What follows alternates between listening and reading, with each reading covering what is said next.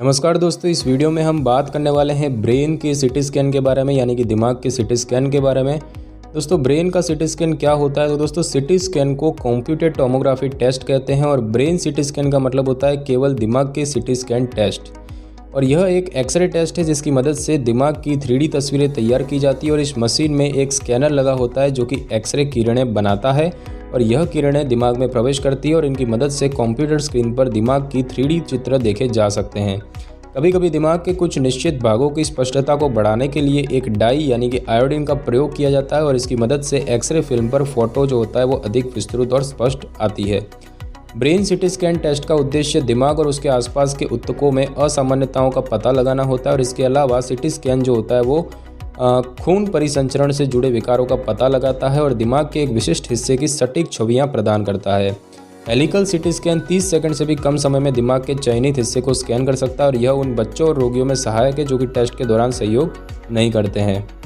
दोस्तों, ब्रेन का CT scan कौन नहीं करा सकता है? तो दोस्तों, कुछ स्थितियां ऐसी होती है जिनमें ब्रेन सीटी स्कैन नहीं कराने का सुझाव दिया जाता है, जैसे कि आयोडीन से एलर्जी हो या फिर बंद या कम स्थान वाली जगह से भय और चिंता हो। जब तक कि बहुत ज़्यादा आवश्यक न हो तब तक गर्भावस्था में यह टेस्ट नहीं कराना चाहिए।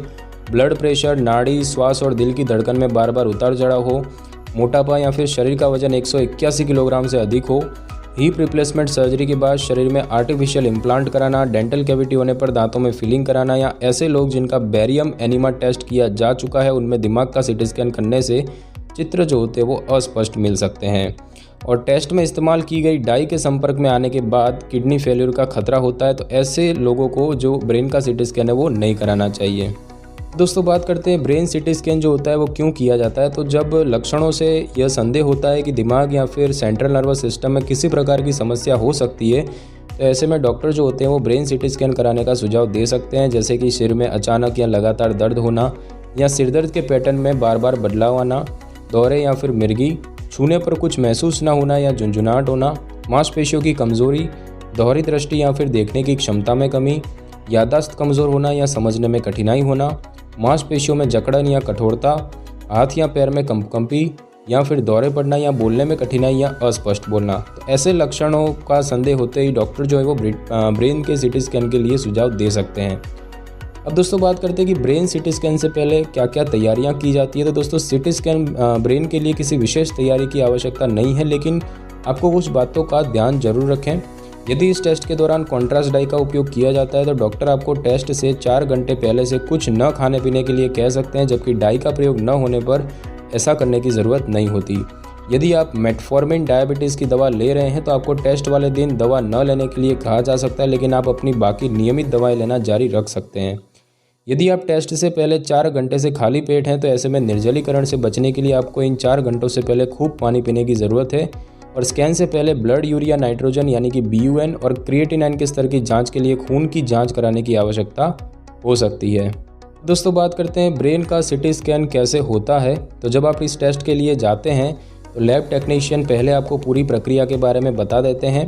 वे आपको कुछ दिशा निर्देशों के बारे में भी बता सकते हैं जिनका पालन करना जरूरी है, जैसे कि टेस्ट से पहले धातु की बनी वस्तुएं जैसे कि हेयर पिन, क्लिप, डेंचर, चश्मा, आभूषण और हियरिंग एड यानी कि सुनने में मदद करने वाली डिवाइस वगैरह निकाल दें। इसके बाद सहमति फॉर्म पर हस्ताक्षर करने की ज़रूरत होगी, क्योंकि ऐसा करने से ही लैब के कर्मचारी को टेस्ट करने की अनुमति मिलेगी। टेस्ट कराने से पहले प्रयोगशाला से आपको गाउन पहनने के लिए कहा जा सकता है। अब आपको स्कैनिंग के लिए बताए गए टेबल पर लेटना होगा और यदि जरूरी होगा तो इंजेक्शन की मदद से डाई को इंजेक्ट किया जाएगा। सिर को सहारा देने के लिए आपको तकिया या कुछ और दिया जा सकता है ताकि आप सहज मुद्रा में रहें। यदि आप बंद स्थान से डरते हैं तो आपको इस बारे में रेडियोलॉजिस्ट को बताने की ज़रूरत है। वे आपको टेस्ट से पहले एंटी एंजाइटी या फिर हल्की सिडेटिव ड्रग्स दे सकते हैं। अब यह टेबल गोलाकार या डोनट के आकार की स्कैनिंग मशीन में स्लाइड करेगी, जिसमें कि एक्सरे ट्यूब होता है और यह ट्यूब आपके सिर के चारों ओर घूमेगी और चित्र तैयार करेगी, जिसे मॉनिटर पर देखा जा सकता है। प्रक्रिया के दौरान आपको कुछ समय के लिए सांस रोकने के लिए भी कहा जा सकता है और जब मशीन संचालित होगी तब आपको जोर से क्लिक जैसी आवाज़ भी आ सकती है। यदि टेस्ट के दौरान कॉन्ट्रास्ट डाई का प्रयोग नहीं किया गया है तो यह प्रोसेस 1 घंटे में खत्म हो जाएगा, लेकिन जब कॉन्ट्रास्ट डाई का उपयोग किया जाता है तो ऐसे में 2 गुना समय भी लग सकता है। अब दोस्तों बात करते हैं कि ब्रेन सिटी स्कैन में कैसा महसूस होता है। तो दोस्तों टेस्ट के दौरान कोई हलचल किए बिना शांत रहने की ज़रूरत होती है, और यदि आपको कोई चोट लगी है या हाल ही में कोई सर्जरी हुई है तो लंबे समय तक सिटी स्कैन वाली टेबल पर लेटने से कुछ असुविधा महसूस हो सकती है। और यदि कॉन्ट्रास्ट डाई का प्रयोग किया गया है तो आपको मतली, मुंह में नमकीन या धातु जैसा स्वाद, हल्का सा सिरदर्द, गर्मी लगना वगैरह जैसे लक्षण महसूस हो सकते हैं। हालांकि ये जो लक्षण होते हैं कुछ समय बाद ठीक हो जाते हैं।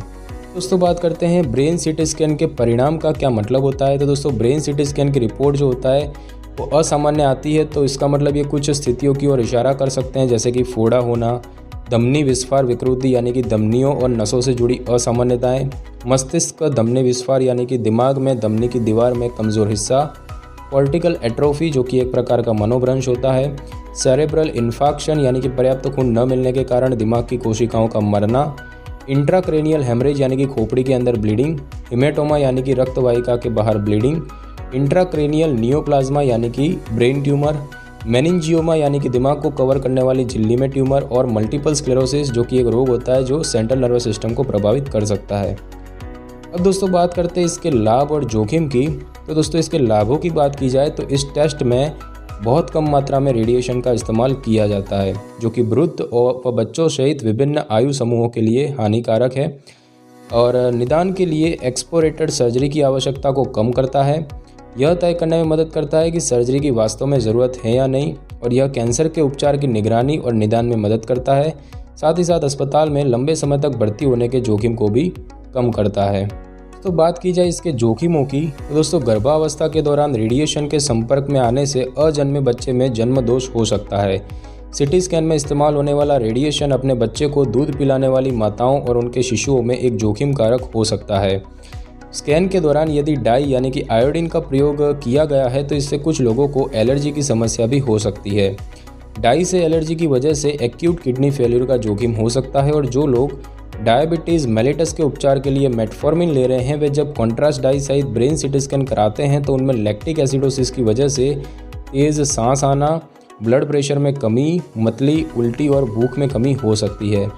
सिटी स्कैन के दौरान जब एक्सनॉन नामक एनेस्थेशिया गैस का उपयोग किया जाता है तो टेस्ट के बाद अचानक से सांस रुक सकती है, जो कि कुछ सेकंड के लिए ही होता है।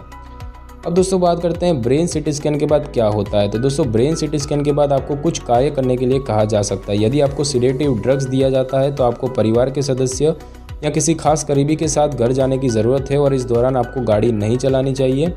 ढेर सारा पानी पिए ताकि शरीर में मौजूद डाई मूत्रमार्ग के जरिए बाहर निकल जाए। यदि कॉन्ट्रास्ट डाई का प्रयोग किया गया है तो टेस्ट के 24 घंटे बाद तक व्यक्ति का ध्यान रखना चाहिए, क्योंकि डाई की वजह से एलर्जी हो सकती है, और ऐसे में त्वचा पर दाने या पित्ती, मतली, सांस फूलना या मुंह में पैरोटिड ग्रंथियां जो होती है उनकी सूजन, या यहाँ तक कि सदमा जैसे लक्षण भी देख सकते हैं। और इसके अलावा इंजेक्शन वाली जगह पर लालिमा, दर्द या सूजन भी देखी जा सकती है। यदि आप ऐसे किसी भी लक्षण को नोटिस करते हैं तो तुरंत डॉक्टर से परामर्श करें। दोस्तों इसके साथ अन्य कौन से टेस्ट किए जा सकते हैं। तो कभी कभी दिमाग में असामान्यता व अन्य जरूरी जानकारी प्राप्त करने के लिए सिटी स्कैन के बजाय MRI किया जाता है, और इसके अलावा PET टेस्ट से भी दिमाग विकारों का निदान किया जा सकता है। अगर हम बात करें दोस्तों कॉन्ट्रास्ट बनाम non contrast brain CT scan की, तो डाई का प्रयोग इसीलिए किया जाता है ताकि टेस्ट की रिपोर्ट में तस्वीरें अधिक स्पष्ट आएँ और निदान में मदद मिल सके। इसी तरह ब्रेन सीटी स्कैन में डाई का प्रयोग दिमाग में कुछ हिस्सों की स्पष्टता में सुधार लाने के लिए किया जाता है, और इस प्रोसीजर में आयोडीन नामक कॉन्ट्रास्ट डाई का प्रयोग करते हैं, जिसे केवल नसों के माध्यम से शरीर में इंजेक्ट किया जाता है। यदि कॉन्ट्रास्ट डाई का उपयोग किया जाता है तो व्यक्ति को टेस्ट से 4 घंटे पहले कुछ खाने पीने के लिए मना किया जाता है। हालांकि डाई के प्रयोग के बाद कुछ लोगों को मतली, मुंह में नमकीन या धातु का स्वाद, गर्मी लगना, हल्का सिरदर्द वगैरह जैसे लक्षणों का अनुभव हो सकता है, जो समय के साथ अपने आप ठीक हो जाता है। और यदि कॉन्ट्रास्ट डाई का प्रयोग नहीं किया जाता तो स्कैन में लगभग 1 घंटे का समय लगता है। हालांकि अगर कॉन्ट्रास्ट डाई का उपयोग किया जाता है तो इसमें 2 गुना समय लग सकता है। डाई से एलर्जी का खतरा हो सकता है। इसके अलावा जो लोग डायबिटीज़ मेलिटस के उपचार के लिए मेटफॉर्मिन ले रहे हैं उनमें डाई का प्रयोग कुछ अन्य जोखिमों से भी जुड़ा हो सकता है, जैसे कि BP कम होना, मतली होना, भूख न लगना, उल्टी, एक्यूट किडनी फेल्यूर वगैरह। जिन लोगों को डाई से एलर्जी है या जिन्हें किडनी फेल्यूर का खतरा है, ऐसे लोगों में यह स्कैन नहीं किया जाता। और टेस्ट के बाद शरीर में मौजूद डाई को शरीर के मूत्रमार्ग से बाहर निकालने के लिए खूब सारा पानी पिएं, और अगले 24 घंटों तक व्यक्ति में एलर्जी के लक्षण नोटिस करने की ज़रूरत होती है, और इसके लक्षणों में मतली, सांस फूलना, चकत्ते या पित्ती, पैरोटिड ग्रंथियों में सूजन वगैरह शामिल है। तो दोस्तों इस वीडियो में बस इतना ही। अगर आपको वीडियो अच्छी लगी हो तो वीडियो को लाइक और शेयर करें और कमेंट करना बिल्कुल भी ना भूलें। और अगर आप हमारे चैनल पर नए हैं तो चैनल को सब्सक्राइब कर ले और बेल आइकन के बटन को क्लिक कर ले ताकि मेरी नई वीडियो की नोटिफिकेशन सबसे पहले आपको मिल सके। Thanks for your time.